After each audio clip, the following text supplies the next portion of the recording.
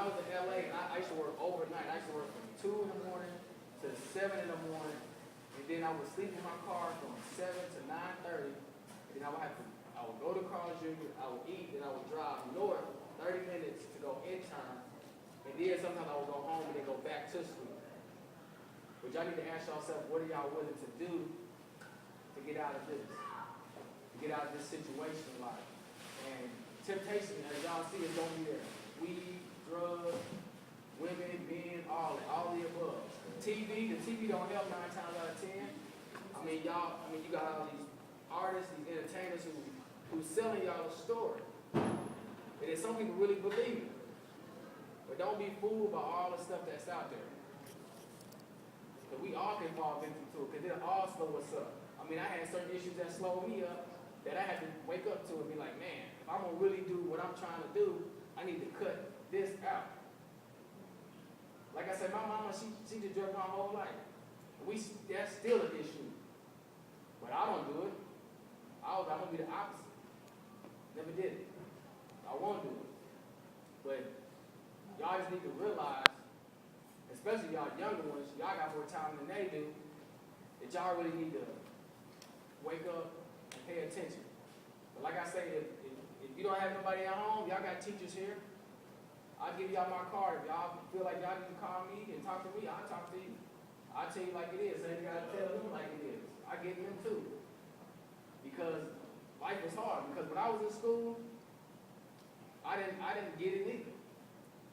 I did the same thing. I'll sleep in class, then go play sports, and y'all work the job. Which if y'all don't have a job, I recommend y'all get one. If you play sports, work on the weekend, because working will keep you out of trouble. And then too, it'll keep a little money in your pocket, and that'll keep you from running down the streets doing something stupid. Because I see people do that all the time, killing people over $100, $50. For what? Prime example. It's dumb.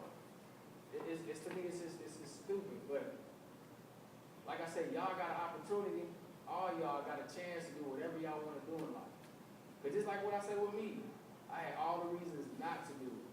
But I still kept fighting. Even to this day, I'm still fighting. I still go home and I'm working. People talk about me. Even probably some family members might be like, oh, he trying to be all this and he trying to be all that. People gonna do that because they don't want you to succeed. And you're gonna have it's gonna be some of your best friends, some of your closest friends. I done had my best friends turn on me. So, that shows you. And when that happened to me, it woke me up to a lot of stuff. So, even some of these people y'all sitting around me right now, they might not be here next year. Y'all might be enemies next year. But the thing is, you can't live your life like that. You gotta do what you gotta do for yourself. Because when you leave this place, you by yourself. And I don't care how, like I say, the worse your home situation is, and sometimes it's better if you can fight it. But if you can fight that, you good. So like I said, when y'all go home today, when y'all come back Monday, and y'all walk in that classroom, ask yourself, what are y'all going to do different than you did on Friday? That's what y'all really need to ask yourself. What will y'all do different? Because at the end of the day, if you don't do your homework, it's on y'all. If you don't educate yourself, then you making yourself less work. Everybody wants to be, how many of y'all want to be rich? Y'all want to be rich? But see, I don't even listen to this. I want to be stupid. Okay. But the thing is, the reality of it is, where does it start?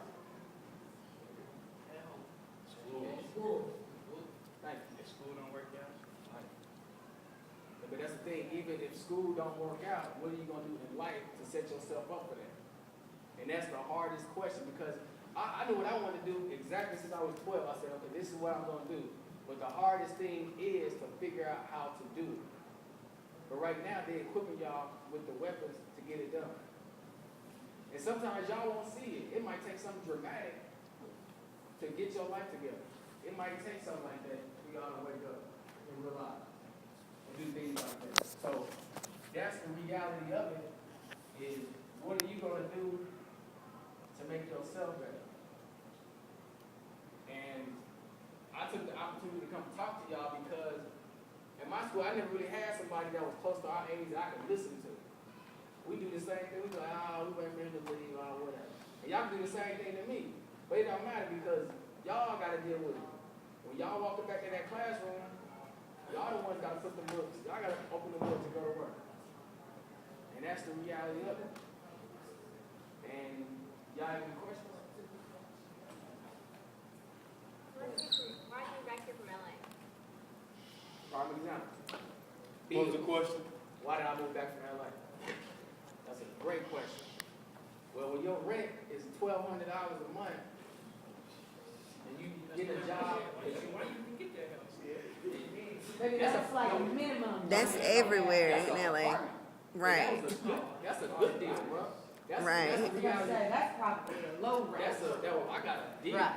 Explain the type of apartment you had, please. I had a 2-bedroom apartment, and it was a nice apartment. Yeah, and I paid $11.45, and also energy and gas. But that's the reality of it. That's why when you see people, yeah. But see, I paid my car off. I paid my car for $1,300.